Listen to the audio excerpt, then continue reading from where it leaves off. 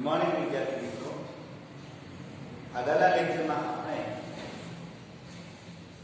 સદિશોના સરવાળાની રીત, આલેખની રીતે બે રીતમાં સદિશના સરવાળા કરી શકાય. ત્રિકોણની રીત અને એક સમાંતર બાજુ ચતુષ્કોણની રીત. આ બે રીતે સદિશના સરવાળા કરી શકાય. પણ આ સરવાળા માટે આપણે આલેખની જરૂર પડે, એટલે એમને આલેખની રીત પણ કહેવામાં આવે છે.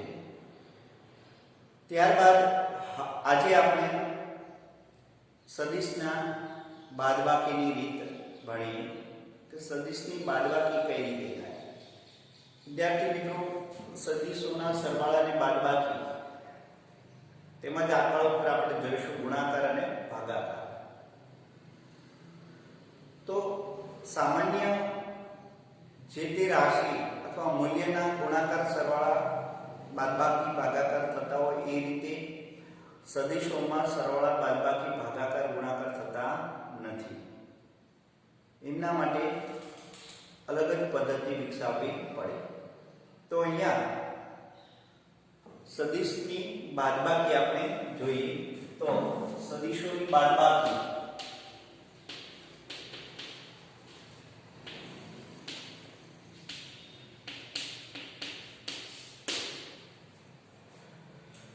કાલે આપણે ચર્ચા કરી હતી કે કોઈ એક સદિશ A હોય અને બીજા સદિશ B ની દિશા વિરુદ્ધ હોય, એટલે કે એક A સદિશ કોઈ એક સદિશ રાશિની દિશા ધારો કે પૂર્વ છે, એટલે કે કોઈ એક પદાર્થનું વેગ પૂર્વ દિશામાં છે 10 મીટર પર સેકન્ડ, બીજા પદાર્થનો વેગ પશ્ચિમ દિશામાં છે 5 મીટર પર સેકન્ડ. તો પરિણામી વેગ આપણને શું મળશે? 5 મીટર પર સેકન્ડ, કેમ કે 10 માંથી 5 બાદ જશે, અથવા -5 મળે કે +5 મળે. ટૂંકમાં કહીએ તો બંનેની દિશા વિરુદ્ધ હોવાથી બંનેનો સરવાળો કરીએ તો ઓલરેડી એક તફાવત જ છે, એક પ્રકારની બાદબાકી જ છે. તો અહીંયા વિચારીએ, ધારો કે આપણે બે સદિશ આપેલા છે. ધારો કે બે સદિશ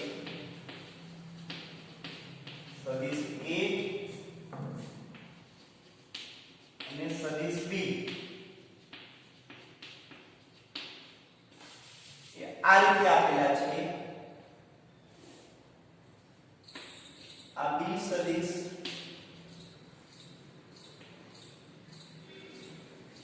આ A સદિશ. તો અહીંયા વિદ્યાર્થી મિત્રો, આ બંને સદિશ નો તફાવત આપણે જોઈએ છીએ, એટલે કે આપણે જોઈએ છીએ A માઈનસ B સદિશ. A માઈનસ B સદિશ એટલે શું?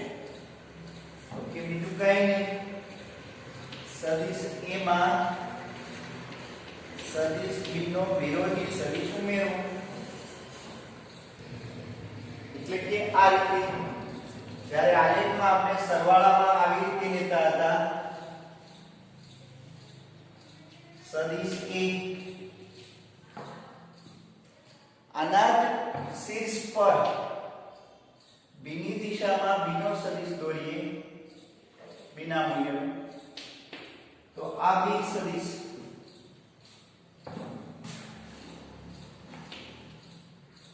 પૂછ અને શીર્ષને જોડીએ તો જોડતો સદિશ જે મળશે એ મળશે સદિશ A plus B. હવે આપણે માઈનસ મેળવવાનું છે, એટલે કે બાદબાકી સ્વરૂપે. તો અહીંયા આના શીર્ષ પર આનો વિરોધી સદિશ એટલે માઈનસ B સદિશ કે આ સદિશને આમાં ઉમેરો,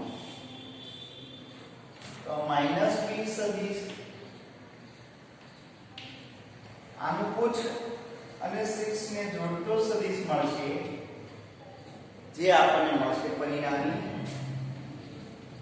સદિશ A માઈનસ B સદિશ મળશે. અને આની જે કઈ લંબાઈ મળશે સદિશની લંબાઈ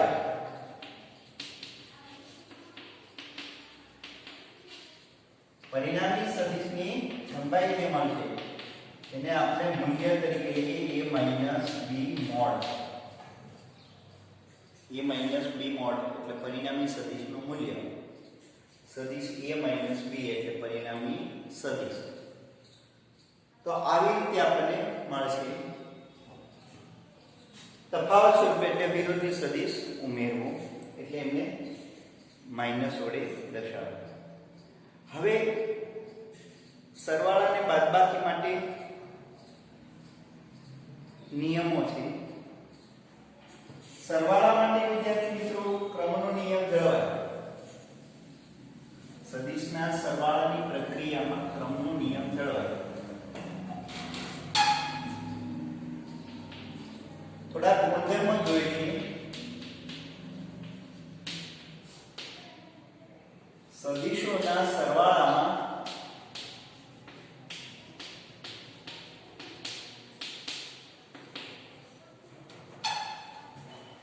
ક્રમના નિયમનું પાલન થાય છે.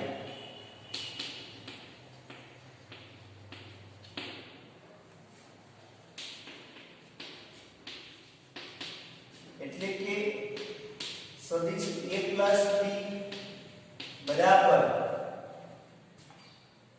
આમ પણ કરી શકાય. b સદિશમાં a સદિશ ઉમેરો તો પણ પરિણામી સદિશ સમાન જ મળશે. a b કરો કે b a કરો. a b નો મતલબ એવો છે કે a માં b સદિશ ઉમેરવો, b a માં a સદિશ ઉમેરવો. 3 હોય તો a b c, તો b c a કરો તો પણ યોગ્ય જ ગણાશે. સરવાળામાં ક્રમનો નિયમ જાળવી શકાય. કોઈ પણ ક્રમ આડાઅવળો થાય તો પણ એ જાળવી શકાય. એના મૂલ્યમાં કોઈ ફેર પડતો નથી. સરવાળા માટે જૂથનો નિયમ પણ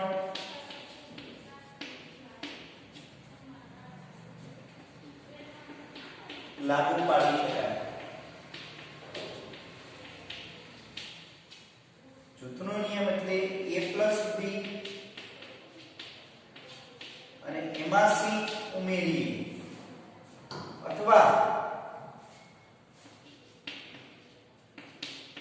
b c અને એમાં a ઉમેરી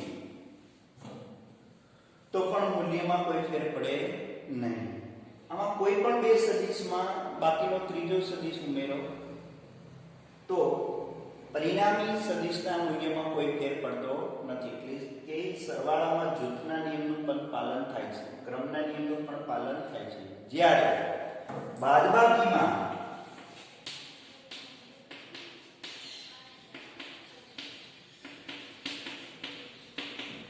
ક્રમના નિયમનું પાલન થતું નથી.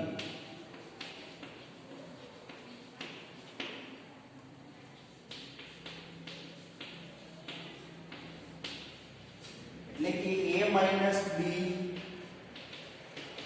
is not b minus a. જો અહીંયા વિચારીએ આપણે તો આ a minus b મળ્યો વિદ્યાર્થી મિત્રો. હવે જો આપણે ક્રમ ચેન્જ કરીએ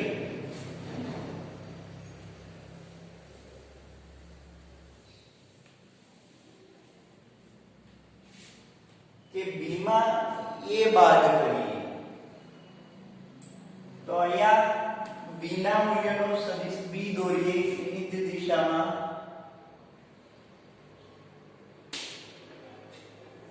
b ના મૂલ્યનો સદિશ b એની દિશામાં.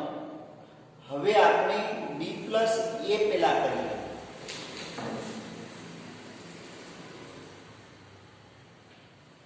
તો b ના શીર્ષ પર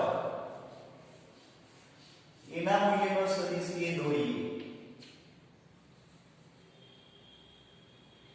આ જે મળશે પરિણામી સદિશ આપણને મળશે b a,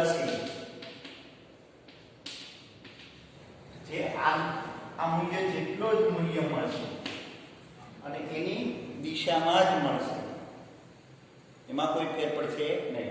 હવે આપણે તફાવત સ્વરૂપે લઈએ તો એને આપણે આ દિશામાં લઈએ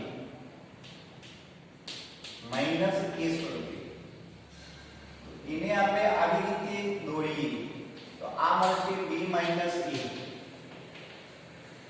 તો અહીંયા a માઈનસ b આ દિશા મળ્યો, b માઈનસ a આ દિશા મળ્યો.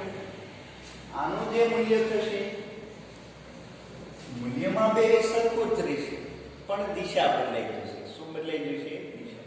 એ બંને પરસ્પર વિરુદ્ધ થઈ જશે. જો આને આપણે આવું લખવું જ હોય a માઈનસ b બરાબર માઈનસ કૌંસમાં લખીએ તો લખી શકાય b માઈનસ a. એટલે કે બંનેની દિશા કેવી થશે? વિરુદ્ધ. જો બરાબર સ્વરૂપે લખવું હોય તો એક ઋણ નિશાની દર્શાવવી પડે. a માઈનસ b અને b માઈનસ a ના મૂલ્યો સમાન મળશે, એમાં કોઈ ફેર પડશે નહીં, પણ બંનેના દિશા બદલાઈ જાય એટલે એને સમાન સદિશ કહી શકાય નહીં. આવી રીતે પ્રાપ્ત થશે એટલે એને સમાન સદિશ કહી શકશો નહીં, પ્રતિ સમાંતર સદિશ કહી શકાય. તો આવી રીતે બાદબાકીમાં ક્રમનો નિયમ અને જૂથનો નિયમ લાગુ પાડી શકાતું નથી, જ્યારે સરવાળામાં ક્રમનો નિયમ અને જૂથનો નિયમ લાગુ પાડી શકાય છે. હવે આપણે નેક્સ્ટ જોઈએ તો સદિશોનું વિભાજન. સદિશનું વિભાજન.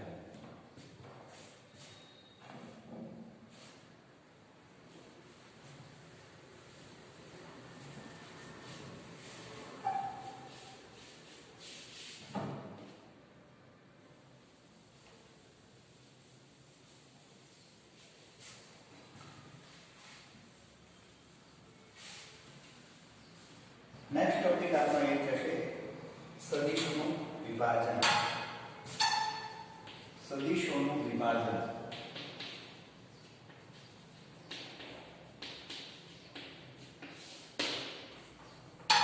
અહીંયા વિદ્યાર્થી મિત્રો આપણી પાસે બે સદિશ,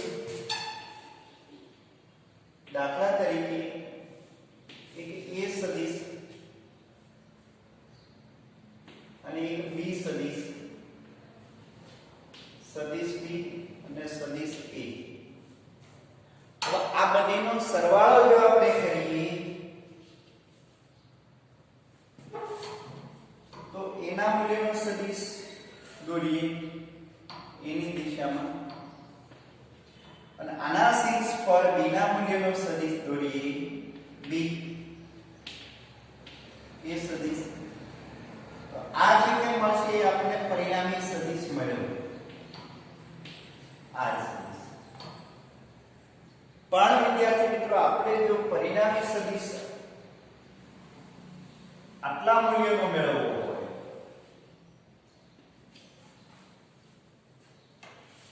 તો આ બે સદિશ વડે જ આટલા મૂલ્યનો સદિશ મેળવવો છે. આ લંબાઈ નાની છે, આ લંબાઈ વધુ છે, તો શું કરશું? તો કે જો આવી રીતે આપણે ગોઠવશું તો આ સદિશની લંબાઈ આટલી છે,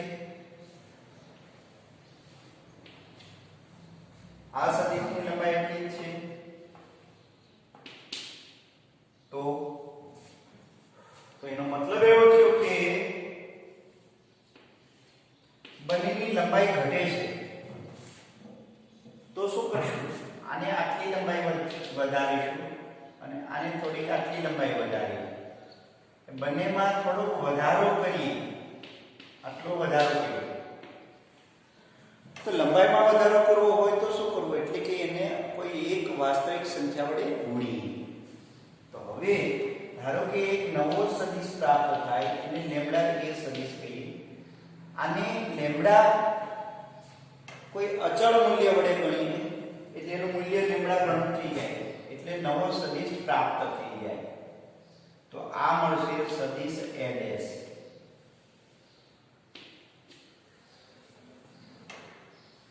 અને b સદિશને કોઈ એક અચળ કિંમત mu વડે ગુણીએ તો એક b સદિશ આ પ્રાપ્ત થઈ જાય. આ નવો બી ડેશ સદિશ થઈ ગયો, આ નવો એ ડેશ સદિશ થઈ ગયો. તો એક પરિણામી સદિશ આપણે આ ડેશ નવો પ્રાપ્ત થયો. એટલે કે એનો મતલબ એવું થયો કે આપણે કોઈ એક સદિશ જો મેળવવો હોય પરિણામી, તો આપણી પાસે બે એવા સદિશો મળે કે બે એવા સદિશોને ગુણાકાર કરી અને સરવાળો કરી અને પરિણામી સદિશ મેળવીએ. તો અહીંયા પરિણામી સદિશ r ડેશ કઈ રીતે મળશે? લેમ્ડા a ડેશ a સદિશ પ્લસ મ્યુ b સદિશ. તો આ જે બે સદિશો મળ્યા, તો એને એમ કહી શકીએ કે આપેલા સદિશને આપેલા બે સદિશમાં વિભાજન કર્યું. શું કર્યું? વિભાજન કર્યું. સરવાળાથી પરિણામી મેળવીએ છીએ, ભેગા કરીને પરિણામી મેળવીએ છીએ. જો પરિણામી હોય તો એને આવા બે ઘટક સદિશમાં વિભાજન પણ કરી શકાય. એટલે કે આમાંથી આવા બે ઘટક સદિશ વિચારી પણ શકાય. તો આવી રીતે સદિશ a ડેશ અને સદિશ b ડેશ ને વિભાજિત સદિશો કહેવામાં આવે છે. વિભાજિત સદિશો કહે છે. શું કહે છે? તો કે વિભાજિત સદિશો કહે છે. અથવા એ પણ કહી શકાય છે સદિશ r ડેશ નું સદિશ a ડેશ અને સદિશ b ડેશ માં વિભાજન. આવી રીતે વિભાજન થયેલું ગણાય વિદ્યાર્થી. અને પરિણામી સદિશ આપણે જોયું. તો આ હતો સદિશોનું વિભાજન. વિદ્યાર્થી મિત્રો, આ મુદ્દો એટલો બધો અગત્યનો નથી, એટલે થોડી ઘણી સમજૂતી એ યોગ્ય છે. કેમ કે આગળ ઉપર આમના કોઈ દાખલા પણ આવતા નથી અને આમના કોઈ MCQ પણ આવતા નથી. આ ખાલી જસ્ટ માત્ર સમજી શકાય કે બે સદિશથી એક સદિશ મેળવી શકાય. તો એવી જ રીતે તમારી પાસે કોઈ એક સદિશ હોય તો એના આવા બે સદિશો વિચારી શકાય. તો એને એનું વિભાજન સદિશ કહેવામાં આવે છે. હવે જે કાંઈ આપણે ચેપ્ટર તરફ જઈએ છીએ એ ચેપ્ટરમાં અને આગળ ઉપર અભ્યાસમાં ધોરણ 11 અને 12 સાયન્સમાં અને આગળ ઉપર કોલેજમાં પણ જ્યાં જ્યાં આપણે સદિશ ભણીશું ત્યાં એક સૌથી અગત્યનો ટોપિક હોય તો આ એક ટોપિક છે એકમ સદિશ, જે આપણે લેવા જઈ રહ્યા છીએ. તો ખરેખર ચેપ્ટરની શરૂઆત હવેથી થાય છે એકમ સદિશથી.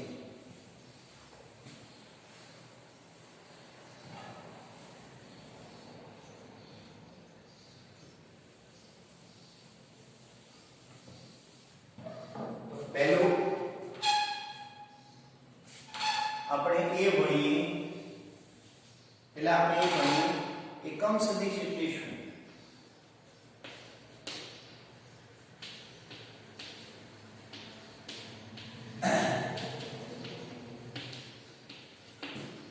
તેના ગુણધર્મ જણાવો.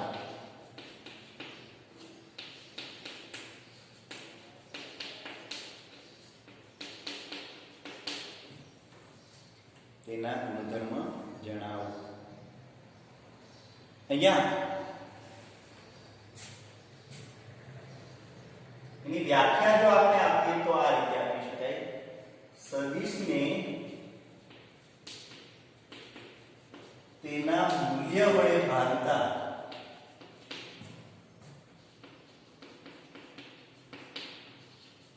મળતા મૂલ્યનો સદિશ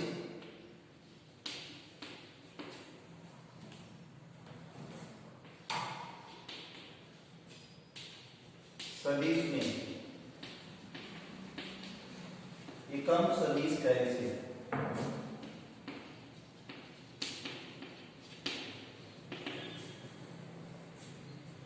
અહીંયા જે કાંઈ મળતું મૂલ્ય છે એ એક એકમ હોય.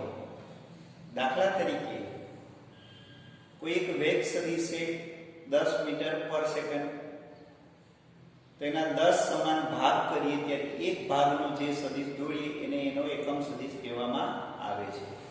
દાખલા તરીકે અહીંયા ધ્યાન આપજો. ધારો કે આપણે કોઈ એક પદાર્થનો વેટ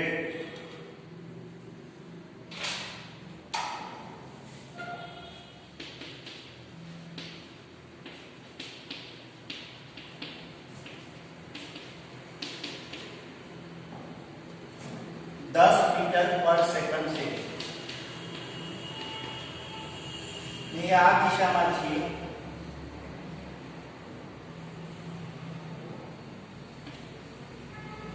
એ આપણે વેગ સદિશ દોર્યો 10 મીટર પર સેકન્ડ. તો આમના 10 સમાન ભાગ કરીએ. 2 3 4 5 6 7 8 9 અને 10 સમાન ભાગ કરીએ ત્યારે એક ભાગ જેટલી લંબાઈ નો એની જ દિશામાં જે સદિશ દોરીએ એને એકમ સદિશ કહેવામાં આવે.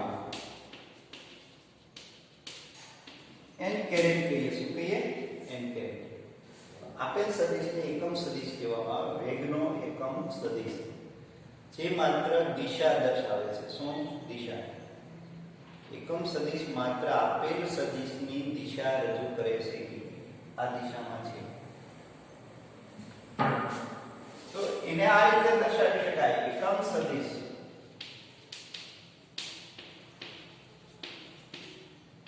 એને કેરેટ n સ્મોલ n કરી એના ઉપર ટોપી કેપ જે કઈ સ્મોલ n કરી એના ઉપર કેપ કરીએ છીએ, ટોપી ઉડાડીએ છીએ, એને n કેરેટ અથવા કેરેટ n એવો ઉલ્લેખ આપવામાં આવે છે.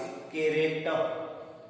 તો કેરેટ n બરાબર સદિશ ભાગ્યા સદિશનું મૂલ્ય. સદિશ ભાગ્યા સદિશનું મૂલ્ય. અને આમ પણ લખી શકાય. તો એને એકમ સદિશ કહેવામાં આવે છે.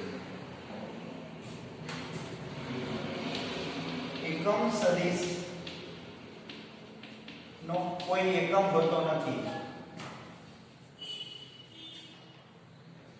અથવા પરિમાણ રહિત છે.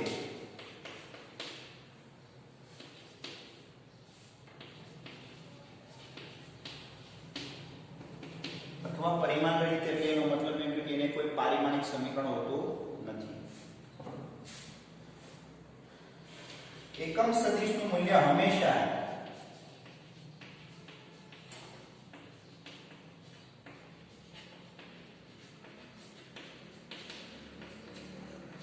એકમ સદિશનું મૂલ્ય હંમેશા એક એકમ હોય છે.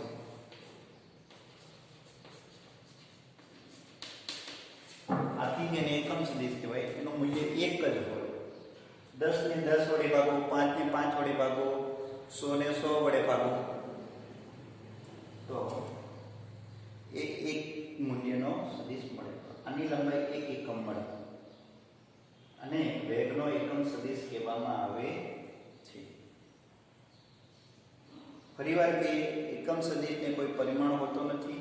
એનું મૂલ્ય એક એકમ હોય છે. સદિશ ભાગ્યા એનું મૂલ્ય એ માત્ર દિશાનો ઉલ્લેખ કરે છે. હવે આ એકમ સદિશ આપણે ઉપયોગી કઈ રીતે નીવડે એ જોઈએ. તે પહેલા આપણે જોઈએ કાર્ટેશિયન યામ પદ્ધતિમાં 3 દિશાઓ આપણે ઉલ્લેખવામાં આવે છે. x દિશા, y દિશા અને z દિશા. તો કાર્ટેશિયન યામ પદ્ધતિમાં 3 દિશાને અનુરૂપ એકમ સદિશો ક્યાં ક્યાં મળશે એ જોઈએ.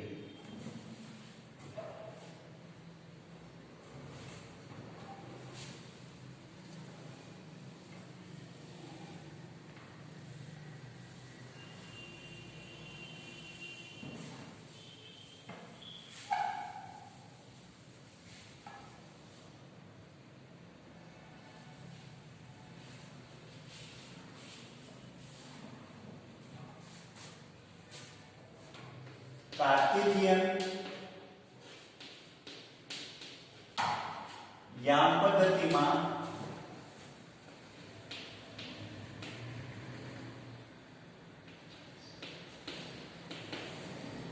એકમ સદીશો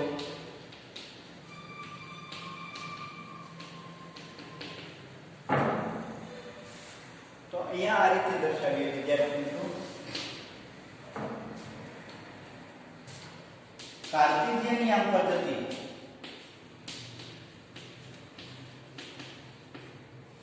કાર્ટેશિયન યામાક્ષો x y z ને અનુરૂપ ત્રણ એકમ સદિશો છે.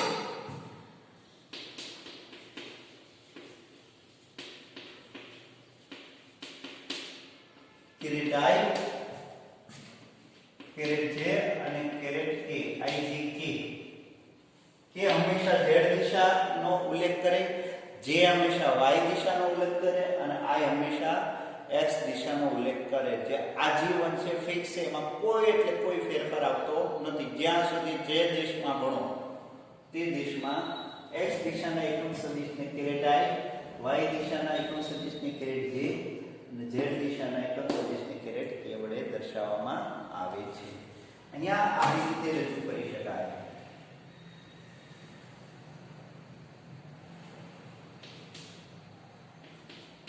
y x અને z ત્રણેયના એક મૂલ્ય આપણે લઈએ, સમાન મૂલ્ય લઈએ.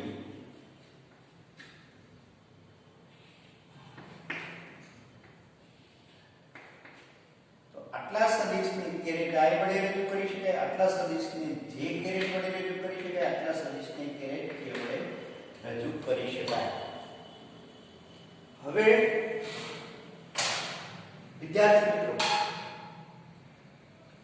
અહીંયા એક ઉદાહરણ આપ્યું. ધારો કે કોઈ એક પદાર્થ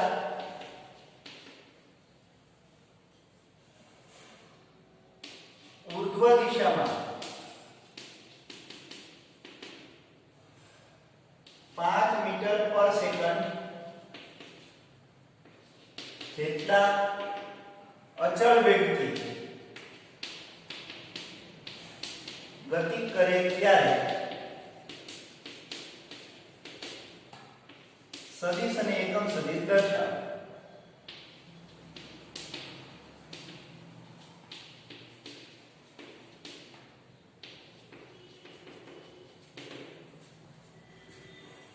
તો અહીંયા એક વિદ્યાર્થી મિત્રો 5 સેન્ટીમીટર નો એક સદિશ દોરીએ. ત્યાર ઉપર આપણે ભણી ગયા એ રીતે શિરોલંબ દિશામાં ઉર્ધ્વ દિશામાં ગતિ કરે છે. 1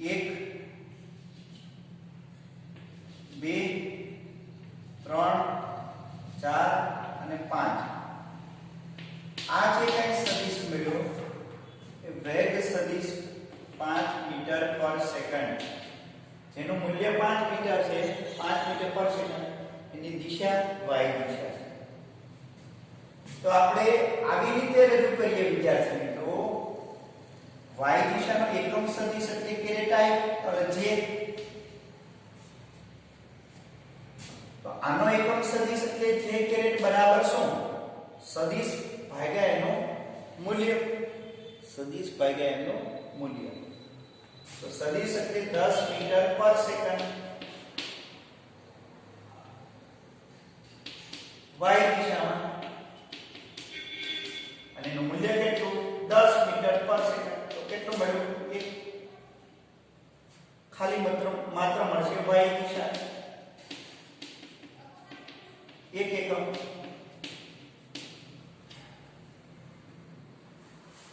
પણ એક ખરું, આપણે વેગ સદિશને આવી રીતે રજૂ કરી શકીએ ચોક્કસ. 5 j કેરેટ મીટર પર સેકન્ડ, 5 j કેરેટ મીટર પર સેકન્ડ, સોરી એ 5 છે. આને આની સાથે ગુણો એટલે સદિશ મળી જાય. તો 5 j કેરેટ મીટર પર સેકન્ડ થઈ ગયું y દિશામાં. તો x દિશામાં 7 મીટર પર સેકન્ડની ઝડપથી ગતિ કરતો હોય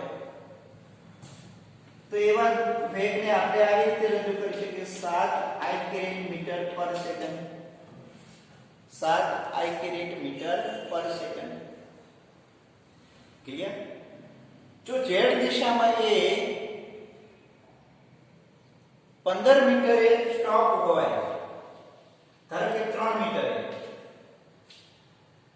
અહીંયા એ છે તો અહીંથી અહીંયા દોડતો સ્થાન સદિશ દર્શાવો તો એને આ રીતે દર્શાવી શકાય 3k કેરેટ સ્થાન સદિશને 3k કેરેટ વડે દર્શાવી શકાય વેગ હોય તો વેગને દર્શાવાય તો આવી રીતે પ્રત્યેક સદિશ જે દિશામાં હોય એને આ રીતે રજૂ કરી શકાય તો પ્રશ્ન થોડો કે થાય દ્વિપરિમાણમાં હોય તો કે દાખલા તરીકે આવી રીતે હોય તો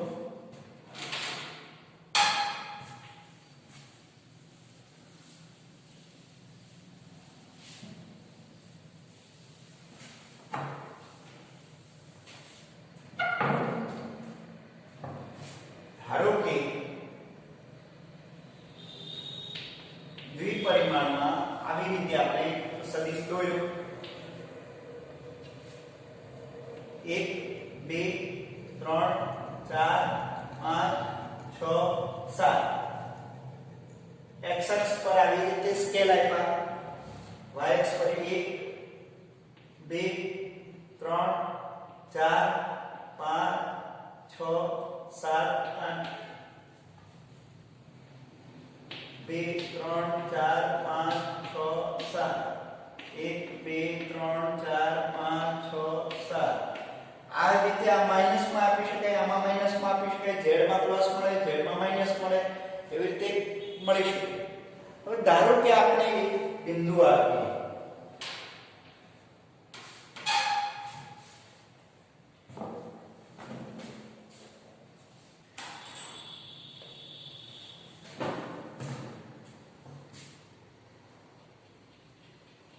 અહીંયા એક બિંદુ રજૂ કરીએ આ બિંદુ એ કોણ છે તો ઉદ્ગમ બિંદુની સાપેક્ષે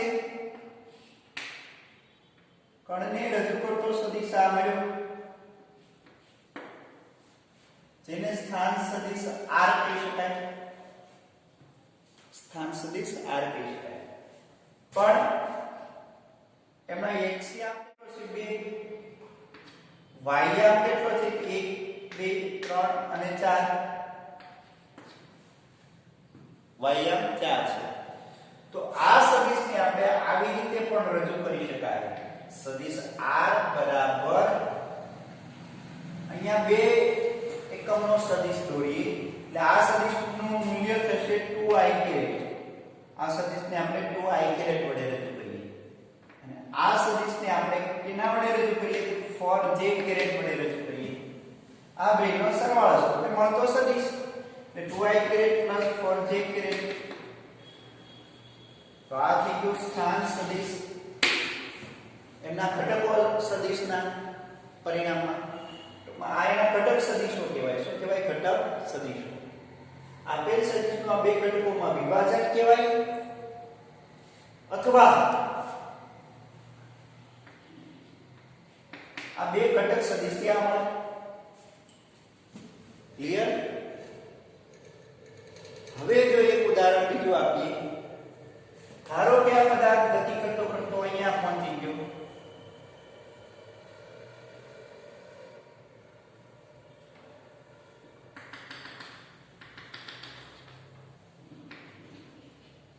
તો અહીંયા એક q બિંદુ આપીએ એના યામ શું થશે 6 અને 6 તો આ બિંદુને રજૂ કરતો સ્થાન સદિશ કયો મળશે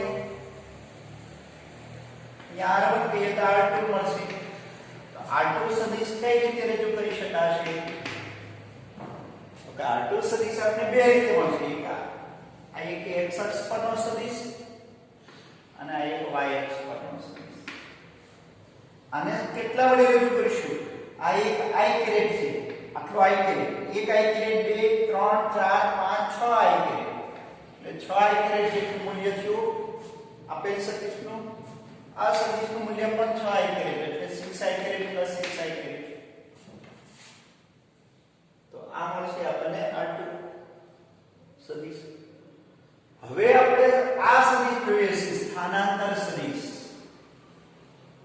વિદ્યાર્થી મિત્રો તો શું કરશું તો કે સ્થાનાંતર સદિશને ડેલ્ટા r સદિશ વડે રજૂ કરી શકાય. સ્થાનાંતર સદિશ એટલે કે r2 સદિશ માઈનસ r1 સદિશ. r2 માઈનસ r1 એટલે r2 એટલે 6i + 6j minus r1 2i + 4j. તો i નો i સાથે જ તફાવત થાય અને j નો j સાથે જ તફાવત થાય, બીજા કોઈ સાથે તફાવત થાય નહીં. તો 6 માંથી 2 જાય તો 4i 6 માંથી 4 જાય 2j. તો આ મળશે આપણને સ્થાનાંતર સદિશ. આવી રીતે જો કાર્ટેશિયન નિયમ પદ્ધતિમાં આપણને i j k મળી જાય એકમ સદિશો તો એકમ સદિશ ઉપરથી સદિશની રજૂઆત સારી રીતે થઈ શકે. અને એકમ સદિશ એ માત્ર દિશાનો જ ઉલ્લેખ કરે છે. તો આ હતું એકમ સદિશ. નેક્સ્ટ આપણે એકમ સદિશોનું લંબ ઘટકોમાં વિભાજન કોઈ પણ સદિશનો એના લંબ ઘટક સદિશમાં વિભાજન જોઈશું. ને ઉદાહરણ 1 છે એમાં વિદ્યાર્થી મિત્રો લોગ ટેબલ ની જરૂર પડશે. એવા લોગ ટેબલની જરૂર પડશે કે જેમાં પાછળ natural sine, natural tan, sine, tan, natural sine, natural tan આવી રીતે કિંમતો આપેલી હોય. એટલે કે 5 રૂપિયાનું એક એવું લોગ ટેબલ લઈ લેવાનું કે લોગ ટેબલમાં આ બધી કિંમત હોય. અને આ કિંમત પ્રમાણે આપણે અલગ અલગ tan 30, tan 31, tan 17, sin 17, sin 12 ની કિંમત જોતી હોય તો એમાંથી પ્રાપ્ત થાય. તો એ આપણે લોગ ટેબલ લઈ લઈશું દરેક વિદ્યાર્થી.